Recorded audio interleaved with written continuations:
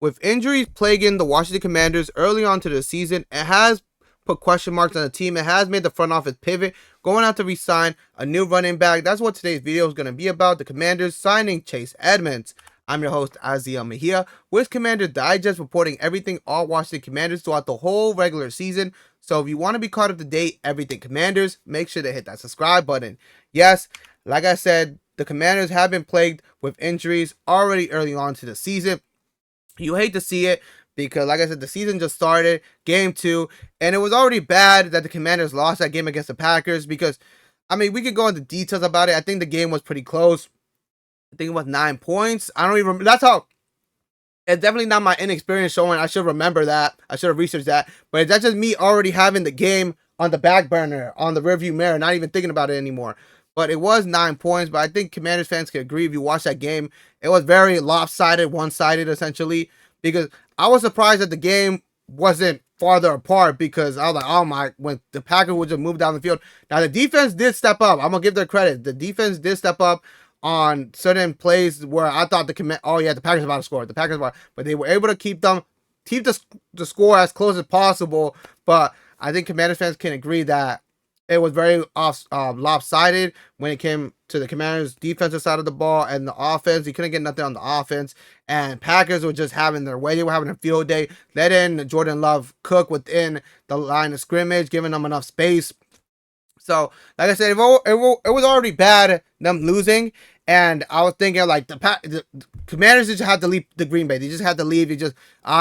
Lose the battle to win the war, essentially. You just gotta lick your wounds and be like, okay, you lost this game. Just make sure it doesn't have to be worse than it has to get. And unfortunately, that wasn't the case where they did lose, but then they also lost players. Even the injury bug has been going around the NFL because I think week 2, there was about like 5-6 quarterbacks who got hurt, and unfortunately one of them were JD5. JD5, as of recording this video, is still questionable for game 3 against the Las Vegas Raiders. So, just gotta hope anything to make sure he's 100%. Make sure JD5 is 100%. But then other season-ending injuries, unfortunately, obviously the defensive side of the ball, defensive edge Dietrich Wise, he got injured, squad injury, he's out for the season. But more specifically in this video, the running back room, Austin Ekeler, running back, unfortunately suffered a season-ending injury as well with a torn Achilles. You hate to see it on a non-contact play. And it made the front office pivot, go out to re-sign a running back. Because if you do, this is why you gotta watch other videos. There's a consistent storyline. There's a storyline within every team. And even a couple of days before the season started, the Commanders trade their former running back 1, Brian Robinson Jr., because they believed in the guys they had in the running back room, which included Austin Ekeler. So they got rid of Brian Robinson Jr. That made the running back room 4. And then you lose Austin Ekeler. You lose him for the season, not even for a couple games or anything. You lose him for the season. That brings you down to 3 running backs.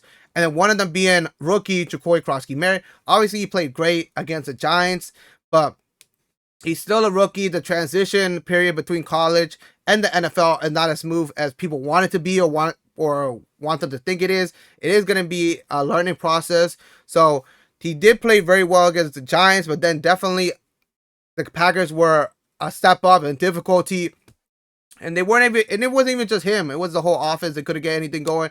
The offensive line I don't want to say it, but they did not control the line of scrimmage as they should have been.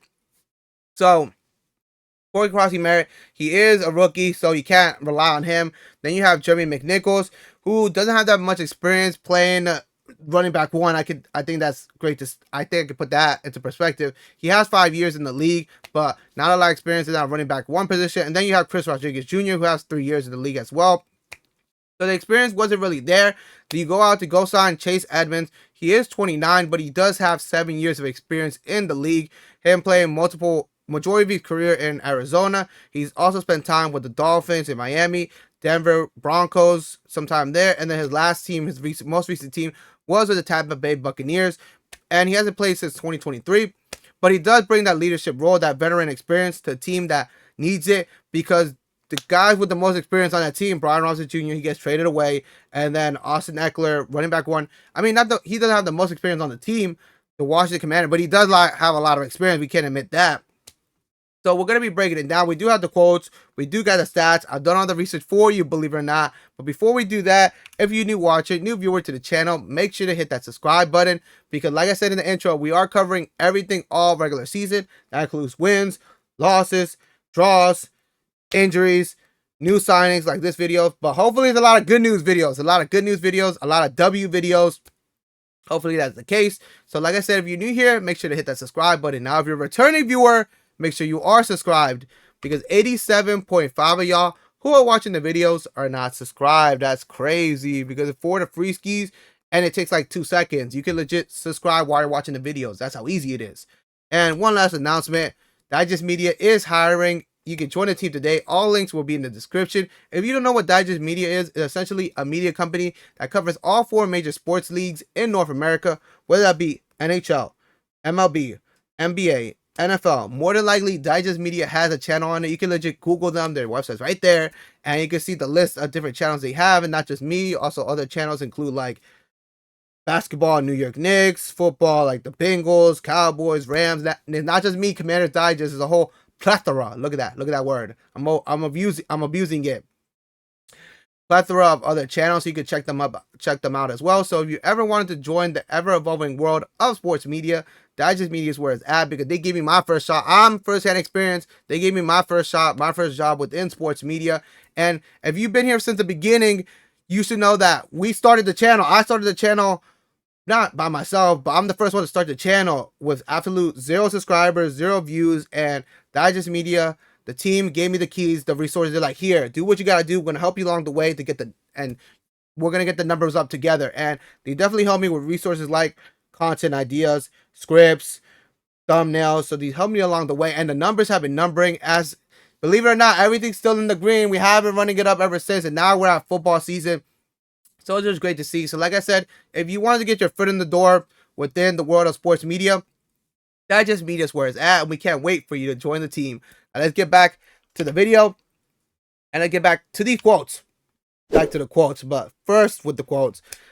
And the first quote we have right here is from Adam Schefter on X, breaking the news of the signing of Chase Edmonds to the Washington Commanders, saying this: with Austin Ekeler out for the season due to a torn Achilles, the Commanders are signing veteran running back Chase Edmonds to their practice squad. Now, I did forget to mention that it is to the practice squad, but just because he signs to the practice squad doesn't mean he can't move among the ranks, because this is why you gotta watch the videos. Because if you remember in the offseason, when the Commanders still have Brian Robinson Jr. on the roster, Jacory Krosky-Merritt, he was drafted this year, and he started from the bottom. He started from running back 1, and he quickly climbed among the ranks, and he was able to get himself borderline running back 1, running back 2.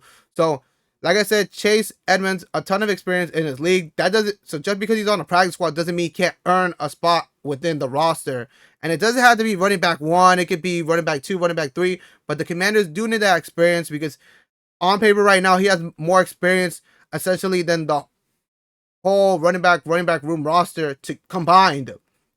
So he does have a ton of experience in the league. He has a ton of experience playing in different schemes, playing for different teams. So I think that does bring value to him, being a lot of reason to have him signed to the team, and it's on the practice squad. So you're not really, I'm pretty sure you're not losing. I don't know what the money situation is. I don't think it's a hard gamble to sign him, to see what he's about. Like I said, he hasn't played since 2023 essentially. So we got to see if he's able, to still hang with the big dogs in this league, especially with the Commanders trying to make a playoff push, repeat their success from last year. So we're going to have to see what he's about. And I don't want to say this in a negative way, but when I was making this video, I was thinking about, you don't have to trust Chase, you don't have to trust him, you don't have to trust Edmonds, but you got to put your faith, you got to give some credit to the Commanders, give them their flowers, because I know we don't want to talk about last season, that's in the past, you got to think about now, but the Commanders do have a good track record of working with veterans. If you think of last year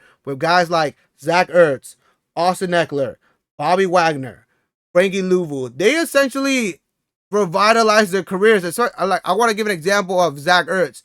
Zach Ertz was borderline retirement before he signed with the Commanders. He signs with the Commanders, and even after the game, the NFC Championship last year, there was rumors of him, he's going to retire. No, he ends up re-signing with the team, and him coming out and saying, playing with the Commanders, playing with JD5, revitalized his career, revitalized his love for the game. So who can't say that the Commanders can't do the same with Edmonds? Especially from what we heard from Cliff Kingsbury, he's very open-minded to adapting his schemes to players' play style.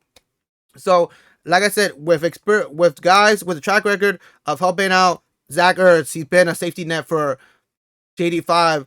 Austin Ekeler being that dual threat of catching and rushing with the ball. Bobby Wagner and Frankie Louver still making an impact on the defensive side of the ball. I do believe, you got to believe in the Commanders that they're able to know and how to use veterans from other teams to help, because that's what the Commanders were all about last season. Is they don't need to get the big names. They don't have to get the biggest superstars. They just got to get a group of guys that can mesh well together to make an impact. They did it last year, and you just got to believe in them that they can do the same with Edmonds. Like I said, at the end of the day, he just signed to the practice squad, so you're not really making a big commitment to it.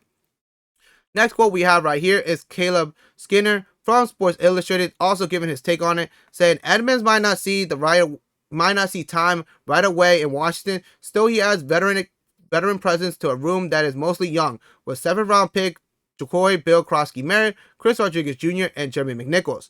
Exactly the point. He brings that veteran experience, knowledge that they don't have. Like I said before, 7 years of experience in the league and multiple years with multiple different teams, seen different schemes, seen different play styles. So I'm pretty sure he could add a lot of value, and that could be a big reason why they signed him, because that's what Austin Ekeler was. He had a lot of experience in the league, different play styles, different schemes, and that's essentially what Edmonds could be. And you're not committing a lot to it. Like I said, practice squad. So there's not a big commitment there. Last final quote we do have also from Caleb Skinner, basically readdresses the situation of Austin Ekeler getting hurt.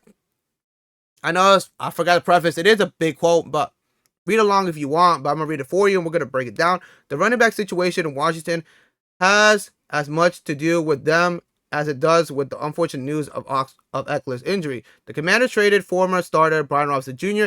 as he felt comfortable with the players he had in the room, but that move isn't looking as good as it initially did following the Ekeler news. Like I said, how were the Commanders were supposed to predict that Austin Ekeler were going to get hurt for the rest of the season? They would have never traded away Brian Robinson Jr., but it is what it is. You got to adapt to it, and that's what the Commanders have done. You lose Austin Ekeler already in game 2, and then you trade away Brian Robinson Jr. That does leave a lot of gap in that running back room that has to be filled out, because like I said, there's not a ton of experience within that locker room with just the 3 guys of Jacory Krosky-Merritt, Jeremy McNichols, Chris Rodriguez Jr. So you do got to get some experience. You got to get some veteran experience, some running back 1 experience, and I do believe Edmonds can provide that. And like I said, to bring it back, you don't have to believe in Edmonds, but you got to give credit. You got to give some credibility to the Commanders, because they do know how to adapt veteran players to their play style. He doesn't have to play in his prime, like prime time Edmonds. He doesn't have to do that.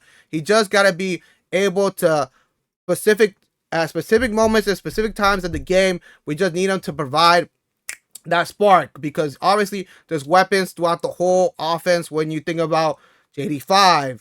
And another point you have to think about is JD5 himself. You can't even run with him because we don't know how the severity of his injury. So you got to assume that he's not going to be rushing if he does play.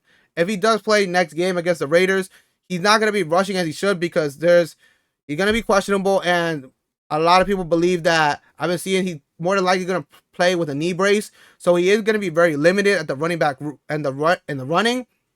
And then you already lost Austin Ekeler, so you're going to need some more experience in that running back 1 to split the snaps with Jacory Krosky-Merritt, because he is a rookie and he's not going to be able to do it by himself. So you need a guy. You had to re-sign another dude. And like I said, I believe in Edmonds. Just because he's on the practice squad, he can still add value, discussions, and scenarios they can run throughout practice. And he can definitely make his way amongst the ranks, like just Jacory Krosky-Merritt did, because the Commanders do need it. They need that experience. They need their veteran leadership, because like I said, with guys like Zach Ertz, Austin Ekeler, who went down, but before he went down, Austin Ekeler, Bobby Wagner, Frankie Louvu, and Von Miller. You need guys who know how to play impactful games, who know how to win games in December, in January. You're going to need that for the long run. So hopefully You guys let me know in the comments, was this a smart decision by the Commanders to go get Edmonds? Will it end up not working out, or do you think it's not, like I said, it's not a big commitment? It is the practice squad, so they're not really committing a lot of money. They're not committing a lot of time to it. But you guys let me know if anything breaks among the Commanders atmosphere. You know it'll be covered right here on the channel. I'm Azael Mejia with Commander Digest, and I'll see you in the next video.